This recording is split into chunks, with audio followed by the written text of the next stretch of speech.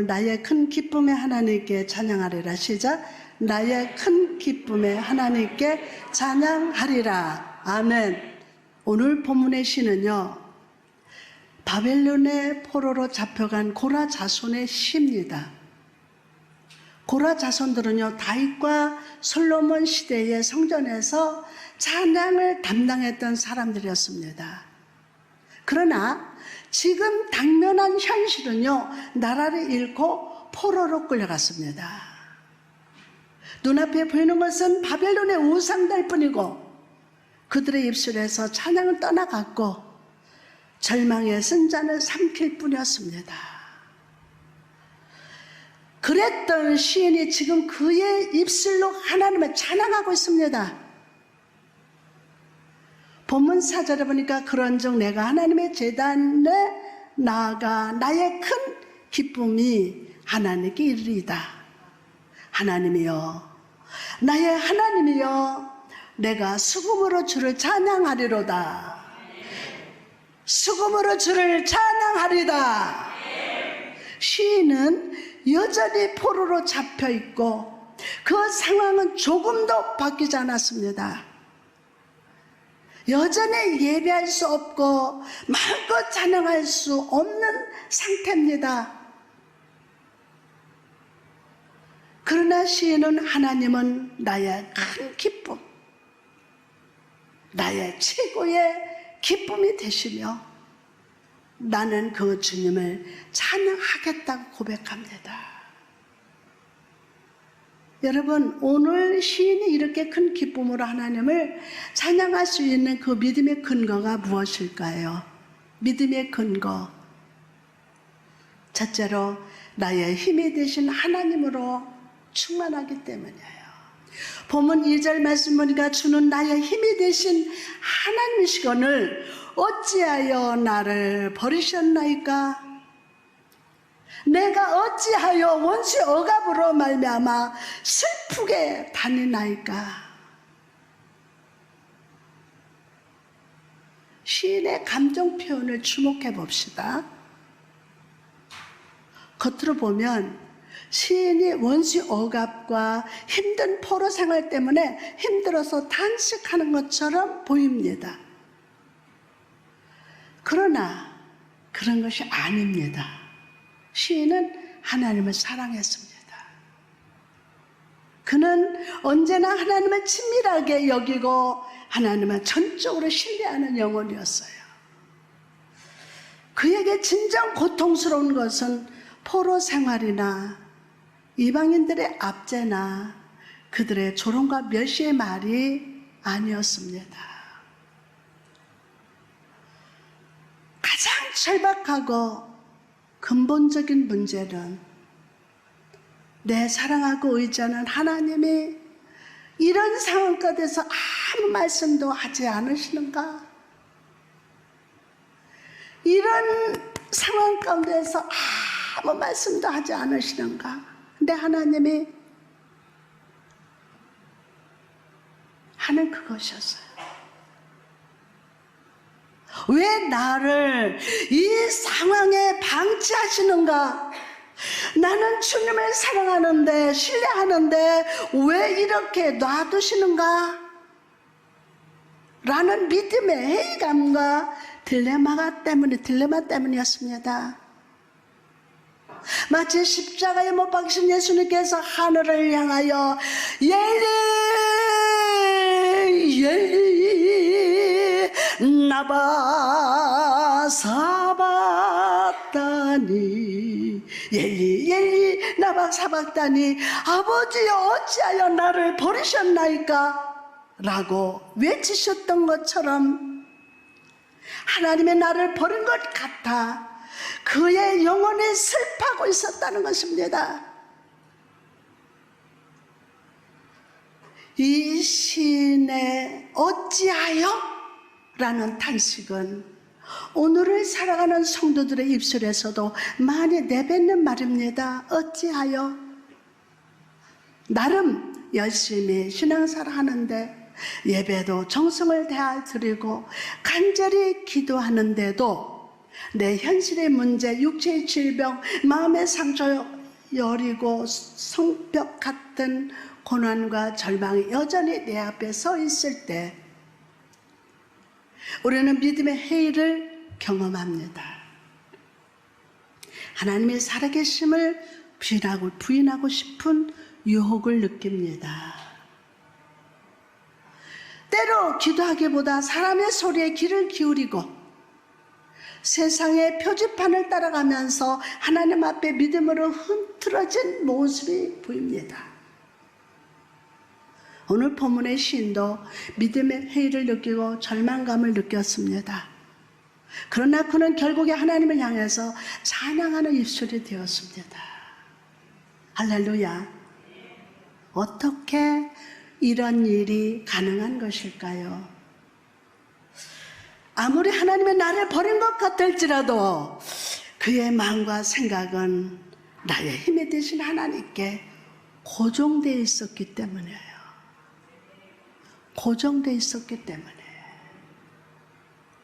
내 마음이 아프고 슬픈 감정이 있지만 그것을 세상이나 사람들에게 쏟아내지 않고 나의 힘이 되신 여호와께 나가서 심정을 토했기 때문이에요.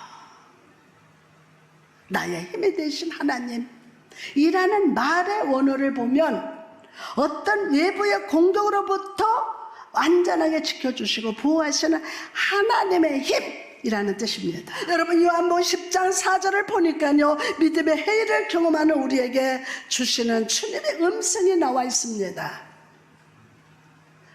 자기 양을 다 내놓은 후에 앞서 가면 양들이 그의 음성을 아는 고로 따라오되.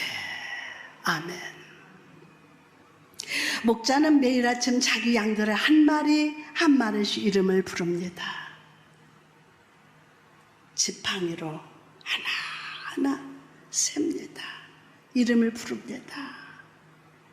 그리고 양들은 사랑스럽게 자기 이름을 부르는 목자의 음성을 따라서 우리를 벗어나서 싱싱한 풀에 있는 초장을 향해 따라갑니다. 그런데 주님은 여기서 내어놓다 라는 단어를 쓰십니다. 오늘 성경을 보면 이 단어가 밖으로 강제로 내어 던지다 라고 쓰여 있습니다. 왜 주님은 양들을 강제로 끌어내는 것처럼 말씀하실까요? 물론 대부분의 양들은요 목자의 음성을 듣고 따라갑니다. 그러나 양들 중에 풀이 많은 초장으로 가기보다 우리에서 쉬는 것을 좋아하는 양도 있어요. 목자의 음성을 들었으나 그 음성을 듣기 싫어서 가만히 있는 양도 있다고요. 때문에 목자는 양들에게 신선한 풀을 먹이기 위해서 강제적으로 지팡이와 막대기로 양들을 우리에서 끌어냅니다. 양을 미워해서가 아니라 좋은 것을 주시려고 끌어내시는 거예요. 시편 23편 2절에 그가 나를 푸른 풀밭에 누이시며 실만한 물가로 인도하시는도다. 여러분 한번 야곱을 떠올려 보십시오. 야곱. 사랑하는 아내 라헬에게서 드디어 요셉이라는 아들을 얻었습니다. 이 아들을 얼마나 사랑했는지 야곱은 그에게 특별한 채색 옷을 입혔습니다. 다른 요셉의 형들에게는 소매가 짧고 몸에 딱 붙는 옷을 입혔습니다. 소매가 짧은 옷을 입혔다는 것은 머슴처럼 열심히 일하라는 것입니다. 소매가 짧은. 반면에 채색 옷은요 소매가 발목까지 내려오는 긴 옷이었습니다. 이 말은 사랑하는 내 아들 요셉 너는 형들처럼 일하지 말아라 라는 뜻입니다. 야곱은 사랑하는 아들 요셉이 고생하는 것이 싫었습니다. 아버지 어머니 품에서 편안히 살기를 기대했습니다. 그러나 인생의 참된 목자 되신 주님은 그런 요셉을 우리에게서 끌어내셨습니다. 그의 몸에서 채색옷을 벗기시고 이야 애굽의 노예로 팔려가게 하셨습니다. 심지어 억울한 누명을 쓰고 감옥에 가두기도 하셨습니다. 왜 이렇게 하십니까? 아버지가 입혀준 채색 옷보다 더 좋은 옷을 예비하셨기 때문이에요. 아버지의 보호보다 하나님의 능력의 오른손으로 보호받는 인생, 하나님으로 인해서 형통케 되는 인생을 살기 원하셨기 때문입니다. 오랜 시간 후에 야곱이 요셉을 다시 만났을 때 아마도 야곱은 이런 음성을 들었을지도 모릅니다. 예, 야곱아, 너가 요셉을 붙잡고 키웠던 17년과 내가 요셉을 붙들었던 13년 한번 비교해봐라. 너는 채색 옷을 입었으나 나는 요셉에게 왕의 옷을 입혔느니라. 나는 사랑하는 자를 다루고 은혜 안에 성장시키는 여호와니라. 사람이 나이가 들수록 모험하고 도전하기보다는 안정적인 삶을 추구합니다.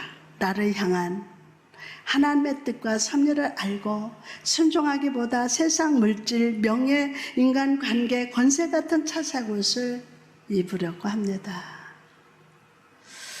그러나 여러분, 썩어질 세상의 차사옷을 입고 10년, 20년 사는 것보다 목자 되신 주님의 지팡이의 막대기를 따라서 사는 하루가 더 귀하고 복됨을 잊지 마시기 바랍니다.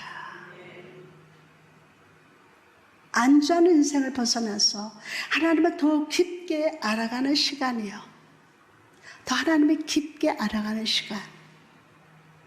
썩어질 세상의 차색 옷이 아니라 의의 옷, 은혜의 옷, 형통의 옷을 입혀주시려는 목자의 사랑임을 믿으시기 바랍니다. 믿으시기 바랍니다. 그러므로 여러분, 오늘 나를 부르시는 주의 음성을 듣고 그분을 따라 갑시다. 사망의 음침한 골짜기, 염려의 골짜기, 시험의 골짜기를 지나가게 하신다 해도 두려워하지 말고 따라 갑시다. 그럴 때 주님께서 우리를 위해 은총의 초장에서 은혜의 꿀을 마음껏 먹게 하실 줄 믿습니다. 하나님 안에서 복되고, 누구 안에서? 하나님 안에서 복되고 형통한 삶을 살아가게 하실 줄 믿으시면 아멘. 다음으로 오늘 시인이 이렇게 큰 기쁨으로 하나님을 찬양할 수 있는 그 믿음의 근거가 무엇일까요? 두 번째로 주께서 빛과 진리로 역사하고 계심을 확신하기 때문이에요. 본문 3절에 보니까 주의 빛과 주의 진리를 보내시어 나를 인도하시고, 시인은 바빌론의 포로로 잡혀있는 상황에서 하나님의 성전에 나가지 못하는 자신의 현실을 직면하고 있었습니다. 그는 이 절망적인 상황 속에서 하나님께서 주의 빛과 진리로 보내주시기를 구합니다. 주의 빛이라는 말은 히브리어로 오레카라고 하는데 창조의 빛을 의미합니다. 창조의 빛. 창세기 1장에 보면 하나님께서 창조 역사를 행하시기 직전에 이 땅의 상태에 대해서 이렇게 말씀합니다. 창세기 1장 2절에 땅이 혼돈하고 공허하며 흑암이 깊음 위에 있고, 여러분, 이 땅은 혼돈하고 공허하며 어둠이 가득 차 있었는데 그때 하나님이 그 혼돈과 허무함과 어둠을 향해서 선포하십니다. 뭐라고 선포하셨죠?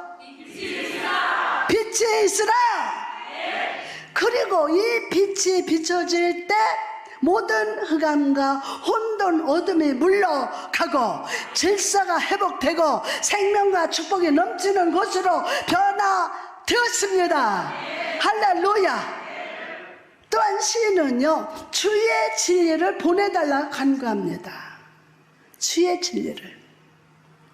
주의 진리란 말은 하나님의 미쁘심, 신실하심을 의미합니다. 미쁘심, 신실하심. 즉 시인은 자신의 전 상황을 암울하고 낭망이 가득하지만 태초에 흑암과 혼돈이 가득한 곳에 빛으로 임하시사 역사하신다면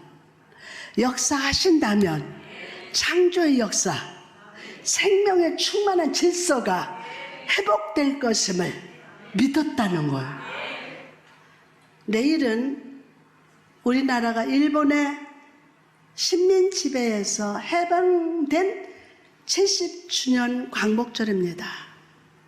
광복 77주년을 맞는 우리는 하나님의 은혜로 나라의 빛을 회복하게 되었음을 감사하며 그날의 감격을 새겨야 합니다. 일제 35년의 지배는 빛을 잃고 어두운 가운데 살던 암흑의 시대였습니다. 가족들의 징용으로 학도병으로 위안부로 끌려가고 재산을 뺏겼을 뿐만 아니라 창씨 계명과 신사 참배까지 강요당했습니다. 저주와 죽음이 이 땅을 뒤덮었습니다. 그러나 이 민족을 사랑하시고 들어쓰시려는 주님은 때가 참에 저주와 죽음을 빛과 생명으로 바꾸어 놓으셨습니다. 이 민족을 버리지 아니하시고 생명의 빛, 구원의 빛을 비추어 주셔서 선교하는 나라로 성경적 효를 세계 만방에 전하는 나라로 세워주셨습니다. 이 모든 것이 하나님의 은혜요, 하나님의 역사임을 믿으시기 바랍니다. 시편 44장 3절에 그들의 자기 칼로 땅을 얻어 차지함이 아니요 그들의 팔이 그들을 구원함도 아니라 오직 주의 오른손과 주의 팔과 주의 얼굴에 빛으로 하셨으니 주께서 그들을 기뻐하신 까닭입니다. 요즘 이 나라 민족에 대해서 저는 눈물로 기도하고 있습니다. 나라는 세대에 따라 정치적으로 분열되어 있고 귀에 들려오는 뉴스는 절망적이고 비판만이 가득합니다. 성도된 우리가 이 나라 이 민족을 위해서 기도해야 합니다. 비판하기보다는 기도해야 합니다. 기도해야 합니다. 하나님의 빛과 진리가 임하셔서 모든 분열된 것을 하나 되게 하시고 하나님을 두려워하는 지도자, 하나님의 뜻대로 순종하는 이 나라 대한민국이 되도록 우리 함께 부르짖어 기도해야 합니다. 기도해야 돼요. 성도 여러분, 태초의 모든 무질서 혼돈을 물리치신 빛, 77년 전 일본의 식민 지배로부터 나라를 되찾은 광복의 역사가 우리의 삶에도 이미 이루어졌음을 아십니까? 요한복음 8장 12절 보니까 예수께서 또 말씀하여 이르시되 나는 세상의 빛이니 나를 따르는 자는 어둠에 다니지 아니하고 생명의 빛을 얻었으리라. 예수님께서는 자기 신뢰를 가리켜 나는 세상의 빛이다, 나는 세상의 빛이다 라고 소개를 합니다. 이 세상은 창조주 하나님의 손으로 지어진 피조물 세계, 그리고 사람들의 살아가는 삶의 현장을 상징합니다. 태초에 이 세상은 주님 보실 때 보시기에 힘이 좋았습니다. 그러나 제가 들어온 이후에 이 세상은 창조주 하나님으로부터 떨어져 있었어요. 완전히 떨어져 있었어요. 때문에 이제 이 세상을 보기에는 좋은 것이 아니라 구원이 필요한 세상, 하나님의 지혜가 필요한 세상, 빛이 필요한 세상이 되었어요. 그래서 예수님은 나는 빛이라 라고 선언하십니다. 나는 빛이라. 예수님의 빛이라는 것은 역설적으로 이 세상과 이 세상에 사는 사람들은 어둠에 거하고 있다는 것을 보여줍니다. 어둠은 헬라어로 스코티아라고 하는데, 어둠이란 뜻 외에 숨긴다, 난해하다, 모호하다라는 뜻이 있습니다. 지식이 결핍되어 있다라는 뜻도 있습니다. 요한은 이 세상은 이 어둠 속에 있다고 말합니다. 어둠의 속성이 지식이 결핍되어 있고 모호하기 때문에 빛을 이해하지 못합니다. 최근 우리가 살아가는 세상의 모습을 생각해 보십시오. 죄와 질병과 어둠, 죽음의 소문들이 가득 차 있습니다. 그런 이 세상을 향해서 주님을 말씀하십니다. 나를 따르는 자는 어둠에 다니지 아니하고 생명의 빛을 얻으리라. 아멘. 마가복음 5장에 보면 예수님께서 해당장 야이로의 집에 찾아가시는 장면이 나옵니다. 예수님과 야이로 그리고 주님의 제자들은요, 소녀의 시체가 누워있는 방으로 들어가셨습니다. 그리고 죽은 소녀의 손을 잡으시고 이렇게 말합니다. 마가복음 5장 41절에 보니까 그 아이의 손을 잡고 이르시되 달리다고 하시니, 번역하면 곧 내가 내게 말하노니 소녀야 일어나라 라고 하십니다. 소녀 일어나라. 주님의 손이 죽은 자의 손을 잡으셨어요. 이것은 주님의 권능이 이 아이의 몸에 터치되었음을 의미합니다. 그리고 따스하게 달리다가 하셨습니다. 달리다가, 이 말이 무슨 뜻입니까? 이 말은 헬라어나 히브리어가 아니라 이 당시 사람들이 쓰던 아람어라고 합니다. 그리고 특히 엄마가 자고 있는 어린아이를 깨울 때 사용하는 말이라고 합니다. 달리다가 너 일어나. 다시 말해서 예수 그리스도는 권능의 손으로 이 소녀를 붙드시고 이렇게 말씀하셨다는 거예요. 사랑하는 내 아가야 일어나. 그리고 주님의 말씀이 선포될 때 주님의 권능은, 생명은 이 아이에게 흘러 들어갔어요. 마가복음 5장 42절에 소녀가 곧 일어나서 걸으니 나이가 12살이라 사람들이 곧 크게 놀라거늘. 주님의 권능은 이 죽었던 소녀를 온전케 하셨어요. 이 소녀는 단지 살아났을 뿐만이 아니라 질병도 온전히 치유되었습니다. 그래서 즉시 일어나서 걸음을 통하여 주님의 치유가 온전케 이루어졌음을 증거했습니다. 여러분, 이처럼 오늘 예수 그리스도는 빛으로 찾아오십니다. 오늘 말씀의 빛이 들어갑니다. 말씀으로 찾아가십니다. 말씀의 빛이 비춰질 때 어둠이 물러가고 오늘 창조 생명의 역사가 일어납니다. 그러면 믿음이 사라지고 영적으로 잠들어 있는 자를 깨워주시고 영육이 병든 자의 손에 권능으로 손 대주시기를 원하십니다.